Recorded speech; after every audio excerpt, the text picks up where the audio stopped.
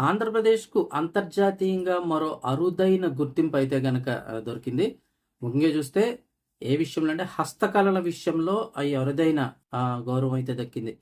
ఆహ్, కేవలం హస్తకళకు సంబంధించి ఆంధ్రప్రదేశ్‌లో తయారవుతున్న వస్తువులు సింగపూర్‌లో గణతంత్ర దినోత్సవం సందర్భంగా గిఫ్ట్‌ల రూపంలో ఇవ్వాలని చెప్పేసి అక్కడి హై కమిషనర్ అయితే తీసుకున్న నిర్ణయం ఇప్పుడు ప్రాధాన్యత సంతరించుకుంది.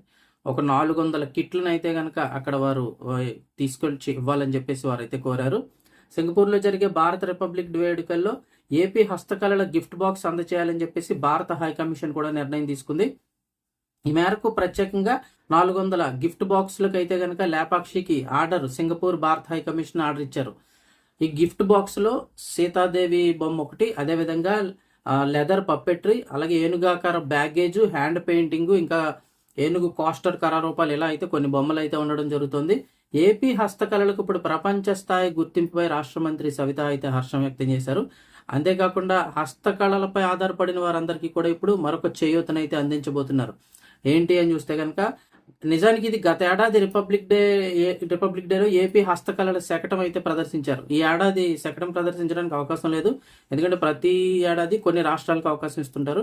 అలా గత ఏడాది మన ఆంధ్రప్రదేశ్కి సంబంధించిన ఈ శకటంలో అయితే కనుక రిపబ్లిక్ డే వేడుకల్లో ప్రదర్శించే శకటంలో భాగంగా ఈ గుర్తింపు అయితే రావడం జరిగింది. ఏపీ హస్తకళలకు కళాకారులకు ఇప్పుడు కూటమి ప్రభుత్వం వెన్నుదన్నుగా నిలుస్తుంది.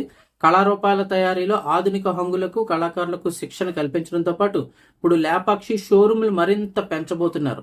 ఎవరైతే తయారు చేసిన వస్తువులు ఉంటాయో వాటన్నిటిని కూడా ప్రతి ఊర్లో చాలా చోట్ల ఉంటుంటాయి లేపాక్షి హస్తకళల షోరూమ్స్ అయితే కనుక ఇప్పుడు మరింత పెంచబోతున్నారు.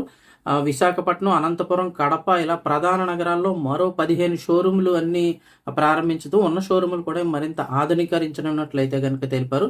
త్వరలోనే ఇతర దేశాల్లో కూడా ఈ లేపాక్షి షోరూమ్లు అయితే కనుక ఏర్పాటుకు కూడా ప్రణాళికలు అయితే సిద్ధం చేస్తున్నారు. అంటే ఇక్కడి నుంచి తయారైన అక్కడైతే కనుక ప్రదర్శించే అవకాశం. ఒక విధంగా హస్తకళలు చేసేవారందరికీ కూడా వీరందరికీ ఈ కళాకారులందరికీ గుర్తింపు లభించినట్టే.